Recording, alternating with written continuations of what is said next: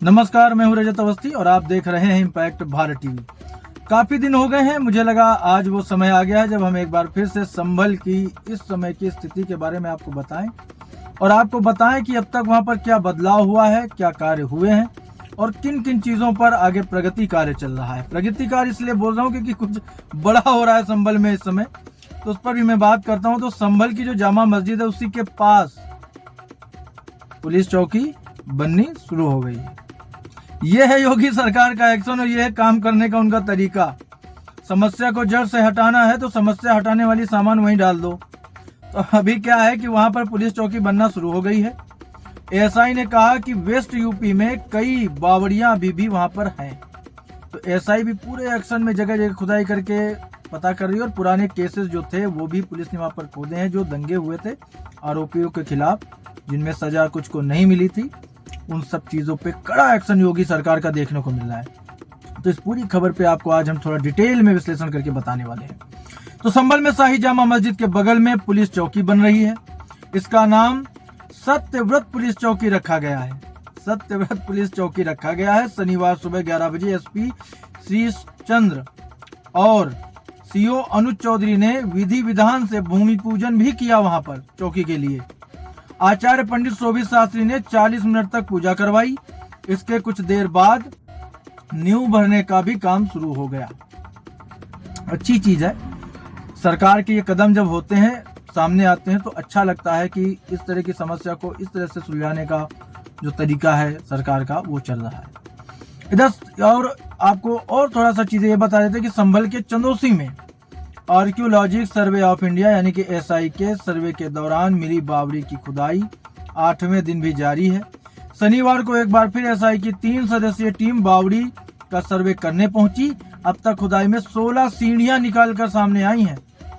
Cement के खंभे भी मिले हैं। एसआई मेरठ के सर्किल इंचार्ज विनोद सिंह रावत ने कहा कि पश्चिमी उत्तर प्रदेश में ऐसी कई बावड़ियां हैं, उन सभी की संरचना एक जैसी है। मतलब वहां पर जो खुदाई का काम चल रहा है उससे ये सामने आ रहा है कि बहुत सारी ऐसी चीजें हैं जो कि इतिहास के अनुसार वहां पर पहले से मालूम थी। उन्हीं हिसाब से ये चीजें सत्यता में निकल के आ रही हैं। लोग कहते हैं ना कि अरे सब बहाने हैं, सब बातें हैं, कहाँ ऐसा कुछ हो सकता। तो ये भाई साहब बावड़ी कुएं ये कहाँ से निकल रहे हैं, मंदिर कहाँ से निकल रहे हैं। मंदिरों पर अतिक्रमण कर लिया गया था। वहां पे जो लोग रह रहे हैं विशेष समुदाय के हैं, उन्होंने कब्जा कर लिया। वहां से हिंदू पलायन कर गए थे। ऐसे ऐसे लोगों ने सामने आकर के टीवी पर अपने अपने बयान दिए हैं कि आपको मैं क्या बताऊं। लोगों किसी का हाथ काटा, पैर काटा, गर्दन काटी, एक एक करके काट काट कर इस विभत्सता के साथ मर्डर हुए वहां पर दंगों में। और इसका जिक्र सीएम योगी ने भी किया था विधानसभा में। उन्होंने कहा कि वहां जिन लोगों ने दंगे किए थे उनकी बात क्यों नहीं होती, जो लोग उस दंगे में मारे गए थे उनकी बात क्यों नहीं होती। आप जाइए उस पक्ष से मिलने, उनके परिवार से मिलने, लेकिन उनकी बात भी कीजिए जिन लोगों ने एक समय वहां पर जान गंवाई है। उनका ये सवाल गलत नहीं है। वो कहते हैं हर पक्ष की बात होनी चाहिए ना, एक पक्ष को लेकर थोड़ी चलेंगे। पुलिस के पैर में गोलियां चलाने वाली घटना जो हुई अभी हाल ही में संभल में, उस पर भी तो बात होनी चाहिए। एक तरफा बात करके विपक्ष थोड़ी बच जाएगा। तो आपको हम पहले ये बता देते हैं कि हरिहर मंदिर को लेकर जो हिंदू पक्ष का दावा है उसमें क्या साक्ष्य लेकर के वो दावा हो रहा है। तो सबसे पहला तो बाबरनामा की जो किताब के इस अंश का हवाला दिया जा रहा है वो मैं आपको बता देता हूँ। हिंदू बेग कुचिन 932 हिजरी AH में हुमायूं का सेवक था। 933 हिजरी में संभल में उसने एक हिंदू मंदिर को मस्जिद में बदल दिया था। ये बाबर के आदेश पर किया गया। मस्जिद पर आज भी मौजूद एक शिलालेख में इसकी याद दिलाई जाती है। मंदिर तो तोड़कर मस्जिद तो बनाते ही थे, शिलालेख भी लगाए जाते थे कि हिंदू आकर के देखे कि भाई तुम्हारा ही तोड़ के बनाया है, ये कहा जा रहा है। आगे आपको बताता हूं कि एक आईने अकबरी किताब है, उसके एक अंश का हवाला दिया जब हिंदू पक्ष ने, तो उसमें कहा गया है कि संभल में हरिमंडल यानी विष्णु का मंदिर नाम का एक मंदिर है जो एक ब्राह्मण का है, जिसके वंशजों में से 10वां अवतार इसी जगह प्रकट होगा। ये एक प्राचीन जगह है जो शेख फरीदे सकर गंज के उत्तराधिकारी जमाल का विश्राम स्थल है। हिंदू पक्ष ने याचिका में क्या और बताया, पहले आपको वो बता देता हूँ। तो बाबर ने 1526 ईस्वी में भारत पर आक्रमण किया। इस्लाम की ताकत दिखाने के लिए उसने कई हिंदू मंदिर नष्ट कराए। 1527 से 1528 में बाबर के सेनापति हिरदू बेग ने श्री हरिहर मंदिर को आंशिक रूप से ध्वस्त करा दिया। मुसलमानों ने मस्जिद की इमारत पर कब्जा कर लिया और उसे मस्जिद के रूप में इस्तेमाल किया जाने लगा। मुख्य हिंदू मंदिर की दीवारें पत्थर की बड़ी ईंटों से बनी लगती है, लेकिन मुस्लिमों ने दीवारों पर जो प्लास्टर लगाया है उससे ये तथ्य छिप जाता है कि वो किस सामग्री से बनी है। हमें कई जगह प्लास्टर टूटा मिला। यहाँ कुछ जगहों पर पत्थर दिख रहे, वो पत्थर हटा दिए गए जो हिंदू धर्म के निशान जिसमें थे। छेड़छाड़ हुई है, जबकि वो एएसआई के अंतर्गत आती है मस्जिद। ये दावा हो रहा है कि उसके बावजूद उस मस्जिद से छेड़छाड़ हुई है ताकि सच्चाई छिप जाए। हिंदू पक्ष की काफी वक्त से संभल की जामा मस्जिद की जगह पर पहले मंदिर होने का दावा कर रहा है। 19 नवंबर को 8 लोग मामले को लेकर कोर्ट पहुंचे और एक याचिका दायर की।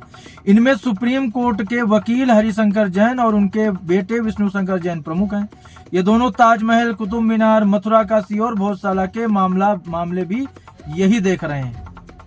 इनके अलावा याचिकाकर्ताओं में वकील पार्थ यादव, केला मंदिर के महंत ऋषिराज गिरी महंत, दीनानाथ, सामाजिक कार्यकर्ता वेदपाल सिंह, मदन पाल, राकेश कुमार और जीत पाल यादव का नाम भी शामिल है। हिंदू पक्ष का दावा है कि ये जगह पहले श्री हरिहर मंदिर हुआ करती थी, जिसे बाबर ने 1529 में तुड़वाकर मस्जिद बनवा दिया। संभल कोर्ट में हिंदू पक्ष ने याचिका लगाई। 95 पेज की याचिका में हिंदू पक्ष ने 2 किताब और एक रिपोर्ट को आधार बनाया है। इनमें बाबरनामा, आईने अकबरी किताब और भारतीय पुरातत्व सर्वेक्षण यानी एएसआई की 150 साल पुरानी रिपोर्ट भी इसमें शामिल है। और इसी के सर्वे के लिए जब एएसआई टीम गई थी, एएसआई के अंतर्गत आ रहा है ये मस्जिद, और वो जब सर्वे करने जाती है तो वहाँ हाहाकार मच गया। उनकी गाड़ियां जला दी गई, उन पर हमला हो गया, पुलिस वाले के पैर में गोली मार दी। कोई बात नहीं कर रहा इस पे, किसी ने नहीं किया। तो ये सब चीजें आएंगी सामने तो सवाल तो होगा। और यही सीएम योगी कह रहे हैं कि दोहरा रवैया क्यों है भाई आपका, आप इन पर भी तो बात कर सकते हो, क्यों नहीं आप बात कर रहे हो। अब आपको थोड़ा सा कुछ और अपडेट आज के ताजा अभी जो नजदीकी के हैं वो आपको बता देते हैं। तो चंदौसी में archaeologic survey of India ASI के सर्वे के दौरान मिली बावड़ी की खुदाई 8वें दिन भी जारी है। अब तक खुदाई में 16 सीढ़ियां निकलकर सामने आई हैं। सीमेंट के खंभे भी मिले हैं। 3 दिन पहले इमारत की सुरक्षा को देखते हुए जेसीबी से काम को बंद कर दिया गया था, जिससे बावड़ी के स्ट्रक्चर को कोई नुकसान न पहुंचे। अब 50 मजदूर बावड़ी की खुदाई में लगे हैं। गुरुवार को बावड़ी के पास एक कुएं की सफाई के दौरान एक दुर्लभ सांप मिला था, जिसे देखकर सफाई कर रहे मजदूर घबरा गए। वहां मौजूद लोग कहने लगे कि यह सांप खजाने के होने का संकेत हो सकता है। कुछ समय के लिए काम रोक दिया गया था, लेकिन बाद में सफाई फिर से शुरू हुई। गुरुवार को ही एसआई टीम ने मोहल्ला हौजब देसराय स्थित भद्रिका तीर्थ भी गई थी। ईंटों को बारीकी से देखा था। फोटो और वीडियो भी उसके जो था लिया गया है। अब आपको आगे के अपडेट देते हैं। तो संभल में शाही जामा मस्जिद के बगल में ही पुलिस चौकी बन रही है। शुक्रवार दोपहर police RAF rapid action force के साथ पहुंची। जगह चिन्हित कर नपाई करवाई गई। थोड़ी देर बाद मजदूरों और मिनी जेसीबी से खुदाई भी शुरू कर दी गई। 24 नवंबर को वहीं पर जामा मस्जिद के सर्वे के दौरान हिंसा हुई थी। इस दौरान गोली लगने से 4 युवकों की जान भी गई थी। हिंसा के बाद पुलिस ने ये कदम उठाए हैं। पुलिस अधिकारियों का कहना है कि भविष्य में किसी प्रकार की अनहोनी से बचने के लिए पुलिस चौकी बनाई जा रही है। पुलिस चौकी में 24 घंटे पुलिस तैनात रहेगी। इसे कहते हैं एक्शन, इसे कहते हैं सूझबूझ और नेतृत्व। सीएम योगी का दिमाग है और उनकी सरकार का काम है कि उन्होंने जिस जगह समस्या है ना वहीं पे डेरा डाल दिया। अब करो उत्पात, आप जमा करो पत्थर छतों पे, कर पाओगे। अब चलाओ पुलिस वालों पे गोलियां। लेकिन कुछ लोग विपक्ष के अभी भी बोलेंगे नेता कि अरे उन्हें डराने के लिए, मुसलमानों को डराने के लिए वहां पे चौकी बनाई है योगी सरकार ने। लेकिन वहां पे जो उपद्रव हुआ उसे कोई नहीं देखेगा, उस पर कोई बात कहां करेगा। पुलिस वालों की ही तो जान गई है, उसमें कौन बात करेगा, कोई नहीं करेगा, है कि नहीं। कौन उस पर बात करेगा जब जान चली गई पुलिस वालों की, अगर चली जाती। कितनी जगह ऐसा हुआ है।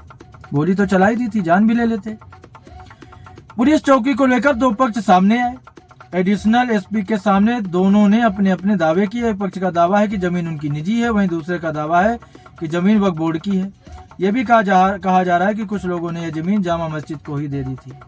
ये वक्फ बोर्ड का तो भैया समझ में नहीं आता, कुछ करना ही पड़ेगा सरकार को।